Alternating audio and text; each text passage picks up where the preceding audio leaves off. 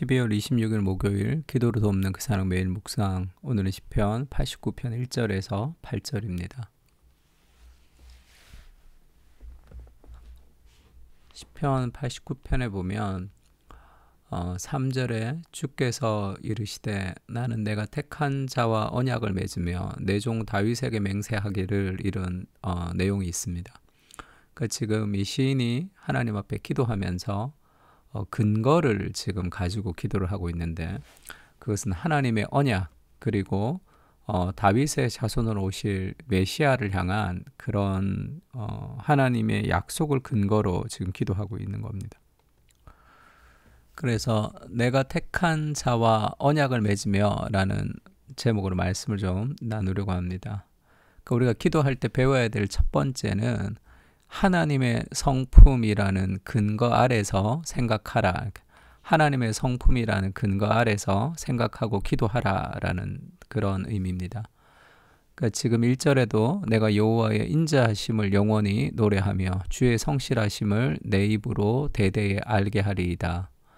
내가 말하기를 인자하심을 영원히 세우시며 주의 성실하심을 하늘에 견고히 하시리라 하였나이다. 이렇게 하나님을 내가 노래합니다. 인자하심을, 성실하심을 대대에 알게 하겠습니다 라고 그냥 기도하는 게 아니라, 하나님을 그냥 찬양하는 게 아니라 그 근거가 있죠.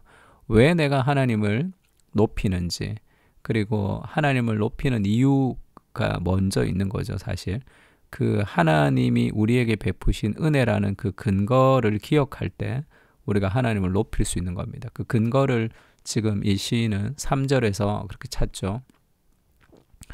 주께서 이르시되 나는 내가 택한 자와 언약을 맺으며, 그러니까 하나님의 변하지 않는 그 언약을 기억하면서 하나님의 포기하지 않는 그 사랑에 대한 은혜를 지금 기도하는 것이고, 두 번째는 내 종 다윗에게 맹세하기를 내가 내 자손을 영원히 견고히 하며 내 왕위를 대대에 세우리라 하셨나이다.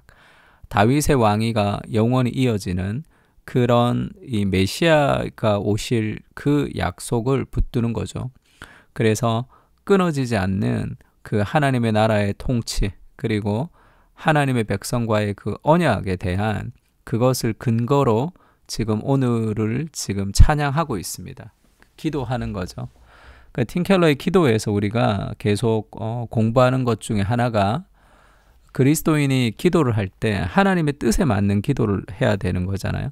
그러니까 내가 원하는 기도를 한다고 되는 것이 아니라 하나님의 뜻에 맞는 기도를 할 때 하나님이 기도 응답해 주시는데, 그러면 하나님의 뜻에 맞는 기도인지 아닌지를 인간이 어떻게 알 수 있느냐는 거죠. 정답은 잘 모르죠. 우리는 잘 모릅니다. 그러나 우리가 하나님의 뜻에 맞는 기도를 점점점 할 수 있는 그런 방법, 더 하나님 뜻에 맞추려면 어떻게 해야 되느냐 하면, 내가 기도하는 간구가 단순히 내가 원하는 것, 내가 생각나는 것, 그렇게 감정적인 것, 그런 것들만을 구하는 것이 아니라 내가 하나님 앞에 기도하는 그것에 신학적 근거를 가지고 기도하라. 그렇게 우리가 한번 배운 적이 있죠. 그러면 훨씬 더 하나님의 뜻에 맞는, 그러니까 말씀을 근거해서 기도하는 거죠. 그러니까 단순히 말씀만 근거하는 게 아니라 해석된 말씀을 근거해서 기도하는 것이 가장 효과적입니다. 하나님의 뜻에 맞는 기도를 하기에. 그래서 특히 이제 설교를 들었다고 할 때 그 대지, 설교 대지를 가지고 그건 말씀이 해석된 거죠. 그것을 가지고 하나님 앞에 좀 기도하고 하는 그런 신학적 근거를 가지고 기도하는 것이 좋죠. 그러니까 팀 켈러가 이렇게 얘기했습니다. 그리스도인은 무엇을 구하든지 신학적인 이유를 제시해야 합니다. 하나님의 성품과 구원, 세상을 두고 정하신 거룩한 목표에 어떻게 들어맞는지 설명해야 한다는 뜻입니다. 우리의 간구와 우리의 기도가 하나님이 정하신 거룩한 목표에 들어맞지 않는다면 하나님 뜻대로 우리가 간구할 수 없는 거겠죠. 그러면 하나님의 성품과 하나님의 구원과 이 세상에서 하나님이 일하는 방식에 대한 이해가 깊을수록 우리는 그것을 근거해서 기도할 때 우리 인생 속에서 하나님의 역사가 이루어질 가능성이 훨씬 더 많습니다. 이렇게 간구하면 주님이 역사하시는 방식에 대한 이해가 깊어집니다. 그러니까 신학적인 근거, 우리가 해석된 하나님의 말씀을 가지고 우리가 기도할 때 그 기도를 통해서 하나님이 우리의 일상 속에서도 일하시고 우리의 인생, 그리고 우리 공동체를 통해서 그리고 이 땅 가운데 하나님이 일하시는 그 역사를 경험할 수 있다는 거죠. 왜냐하면 지금도 하나님이 하나님의 나라를 이루어 가고 계시잖아요. 그래서 우리가 그것을 잘 알 때, 릭 워렌이 그런 표현을 한번 한 적이 있습니다. 이 부흥의 파도라고 그러죠. 하나님의 역사를 어떤 파도에 비유한다면 인간의 기도는 이 서핑을 타는 기술과 비슷합니다. 근데 내가 아무리 노력해도 서핑을 타는 기술이 있어도 파도가 치지 않으면 우리가 그것을 서핑을 할 수 없죠. 그래서 그러면 우리가 해야 되는 것이 무엇이냐면 어디에 파도가 있는지를 찾아다니는 거예요. 서핑을 좋아하는 사람들은 큰 파도가 있는 것을 찾아다닙니다.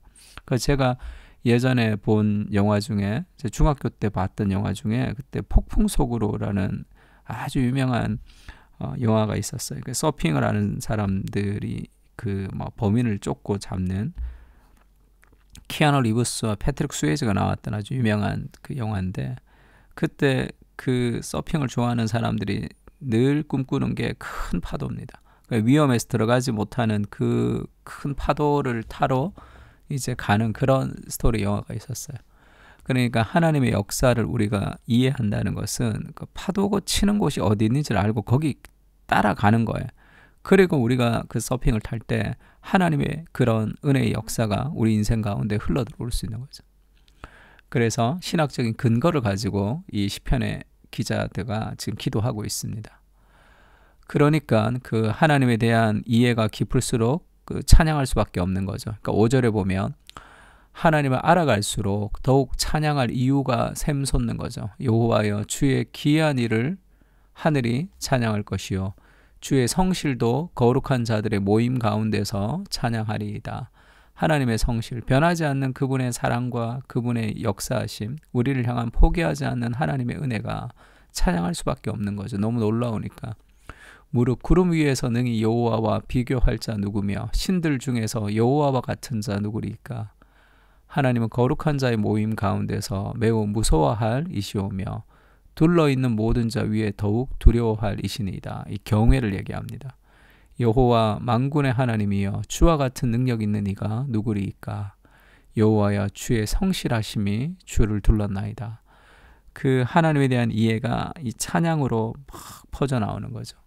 그러니까 하나님에 대한 이해가 깊어질수록 더욱더 신학, 더 깊은 교리, 하나님에 대한 말씀에 대한 더 깊은 이해가 우리의 삶 가운데 찬양으로 연결되는 거죠.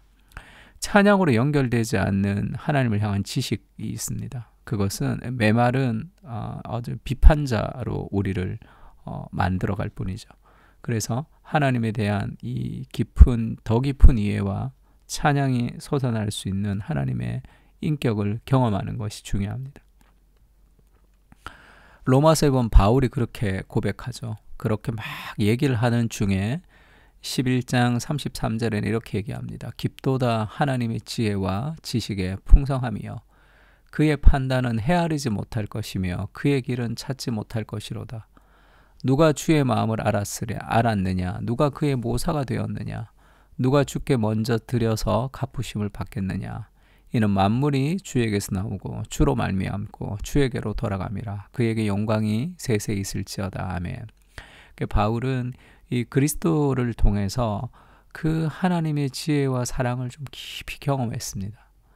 그러니까 그 찬양과 감탄이 나올 수밖에 없는 거죠. 깊도다 하나님의 지혜와 지식의 풍성함이다. 그것은 도무지 따라갈 수 없는 그 깊은 하나님의 지혜가 있다 고백합니다.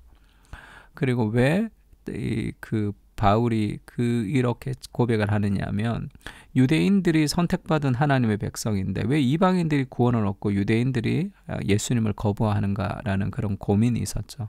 그러다가 그 이방의 부흥을 통해서 유대인들이 회복되는 그 하나님의 그 지혜를 깨닫고 이렇게 고백하는 거죠. 인간의 상상을 넘어서는 하나님의 지혜를 바울이 만난 겁니다. 골로새서에도 이런 표현이 있죠. 그러므로 너희가 그리스도 예수를 주로 받았으니 그 안에서 행하되 그 안에 뿌리를 박으며 세움을 받아 교훈을 받은 대로 믿음에 굳게 서서 감사함을 넘치게 하라. 예전에 이 내비게이터에서 나온 성경 공부 시리즈 중에 27 시리즈가 있었어요. 27 시리즈라고. 골로새서 2장 7절을 근거로 만든 성경 공부 시리즈였기 때문에 그렇습니다. 그리스도 안에 뿌리를 받고 세움을 받아 교훈을 받은 대로 믿음에 굳게 서서 감사함을 넘치게 하는, 그것이 신앙과 삶까지 이어지는 하나의 사이클이기 때문에 그렇죠. 그리고 8절에는 그렇게 고백합니다. 누가 철학과 헛된 속임수로 너희를 사로잡을까 주의해라. 이것은 사람의 전통과 세상의 초등학문을 따르며 그리스도를 따름이 아니니라. 철학과 헛된 속임수는 그리스도를 따르는 게 아니다. 그것과 구별이 되는 그리스도의 가르침이 무엇이냐. 9절에 그렇게 얘기하죠. 그 안에는 이 그리스도 안입니다. 신성의 모든 충만이 육체로 거하시고, 이 신성의 모든 충만이 인간으로 오신 그 육체 안에 거하시고, 너희도 그 안에서 충만하여졌으니 그는 모든 통치자와 권세의 머리시라. 그 안에 신성의 모든 충만함이 그리스도의 육체 안에 거하여 있습니다. 그래서 우리가 성경을 읽을 때 이 그리스도 중심적으로 성경을 읽을 수밖에 없는 이유, 그리고 그리스도 중심적으로 성경 읽을 때 우리에게 주는 어떤 가장 큰 교훈, 가장 큰 유익이라는 것은 찬양이죠. 그분 안에는 신성의 모든 충만함이 육체로 거해 있습니다. 그 하나님의 세계를 조금씩 깨달아가면서 우리가 하나님을 찬양할 수밖에 없는 거죠. 그리스도 안에는 모든 지혜와 충만함이 있습니다. 그 지혜를 알아갈수록 우리는 더욱 감격할 수밖에 없습니다. 하나님에 대한 명확한 지식을 가지고 바르게 살아갈 수 있도록 인도해 주시옵소서. 사도 바울의 고백처럼 예수님을 알아가면 갈수록 깊고 넓은 주님의 세계에 빠질 수밖에 없습니다. 말할 수 없는 영광스러운 기쁨과 감격으로 찬양하게 하시고 주님을 더욱 알아가게 하옵소서. 그 무한한 지혜 안으로 주님 우리를 초대해 주시옵소서. 아멘. 우리 다 같이 시편을 가지고 함께 기도하겠습니다.